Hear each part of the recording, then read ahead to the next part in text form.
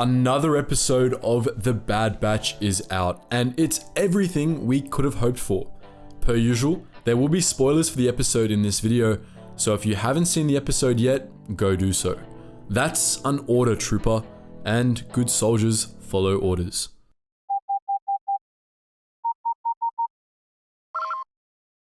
Attention, Sergeant on deck!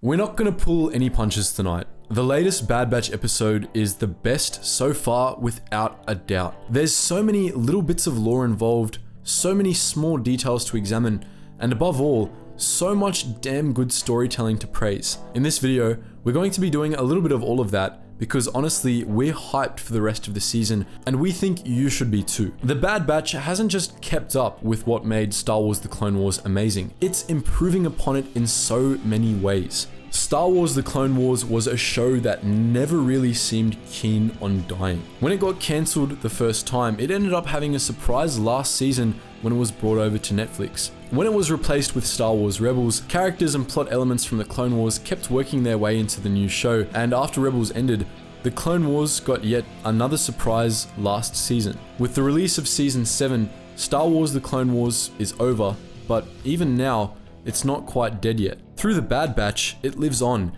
and more importantly, it's evolving. This most recent Bad Batch episode featured a whole lot of what made the Clone Wars great, and it made improvements too. Between this episode and the last, Captain Rex parted ways with the Bad Batch, setting off on his own mission. Hunter and Echo don't dwell much on it, and the plot moved on to other things. This seems to be the new formula for introducing existing characters into Star Wars shows, something that has its roots in the anthology style of the Clone Wars. When it comes to characters like Rex or Cutler Quain, it's the best way the writers could have handled them. In The Bad Batch, the writers aren't trying to tie every little thing together into one plotline. Rather, they're letting characters have their own paths, which sometimes cross but rarely join.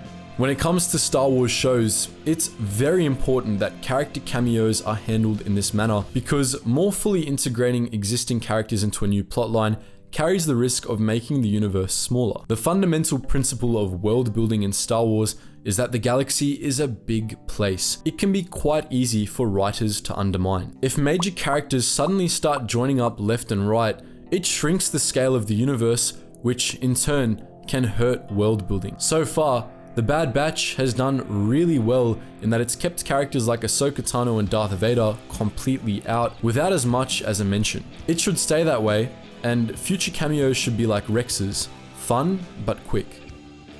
But world building and maintaining scale and focus aren't the only things The Bad Batch has done well. In this most recent episode, we saw the writers adopt and improve upon something Star Wars The Clone Wars did really well: multi-dimensional conflict. In this episode, it wasn't just the Bad Batch and the Empire fighting each other. There were other parties involved as well. We got hints about early rebel movements and saw some action from the Scrappers Guild and from bounty hunters aligned with the Kaminoans, whose motivations are still murky. The episode's conflict wasn't just two-sided, which is always good to see.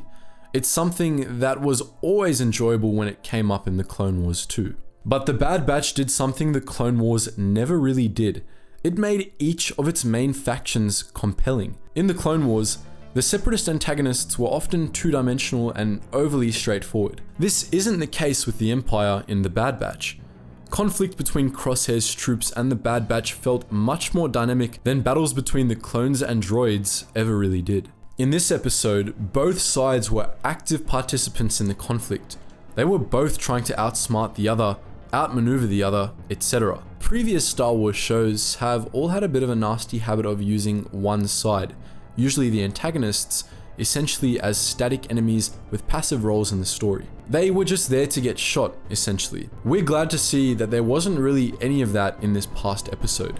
Crosshair, of course, was a big part of this. His being a fallen hero is probably a major part of it, but he's been a rapidly compelling antagonist thus far. The Bad Batch seems to be gearing up to answer a really deep moral question with him. The question of whether or not he's responsible for his actions.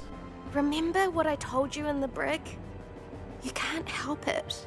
He's incredibly brutal, and while it can be easy to just blame this on the chip, We all know that on some level he was brutal before, and so it's worth asking how much of the brutality comes from the chip and how much is organic. I mean, he sure as hell wasn't programmed to order his men to focus on a child instead of a priority target. That order came from Crosshair, not the chip. We can't say for certain how deep the show is going to dive into this moral conundrum, of course, but we're excited to see how they approach it. The Kaminoans are another interesting factor. We've seen major third parties in Star Wars shows before. For the Clone Wars, the Onaka Gang and the Shadow Collective come to mind. But in most prior cases, these third parties all obviously had their own side, so to speak. The Shadow Collective was opposed to both the CIS and the Republic, but it was obviously just a second evil faction, not really a neutral one. The Onaka Gang started the same way, and then it just kind of bounced from one side or the other. But the Kaminoans in the Bad Batch truly have neither good nor evil vibes to them, and their intentions are genuinely mysterious. We're really looking forward to seeing where the showrunners take them. And now for the elephant in the room. Cad Bane.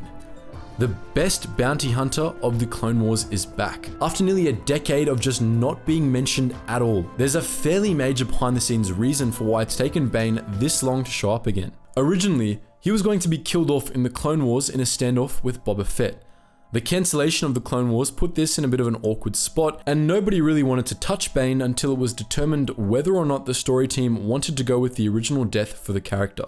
Obviously, they clearly didn't want to stick with Bane getting brained by Boba Fett, though they did closely parallel Bane's original death scene in that standoff he had with Hunter. That's a bit bittersweet if you ask us, and though we totally understand why they made that choice, rest in peace to Cad Bane's best line. Always fighting for those in need. That's a quick way to wind up poor or dead, and probably both. Who knows though, maybe they'll bring it back. The adaptation of that scrapped scene is a pretty good metaphor for how the Bad Batch has related to the Clone Wars thus far.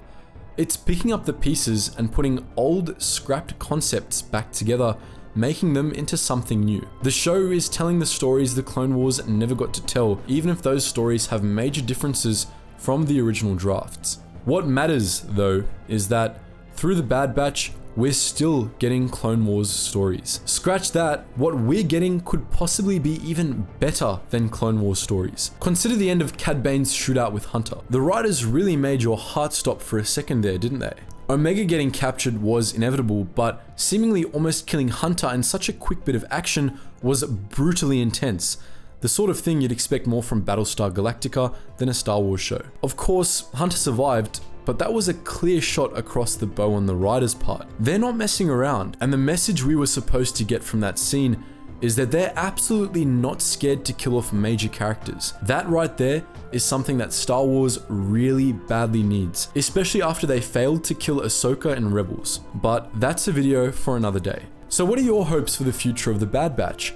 What do you want to see next?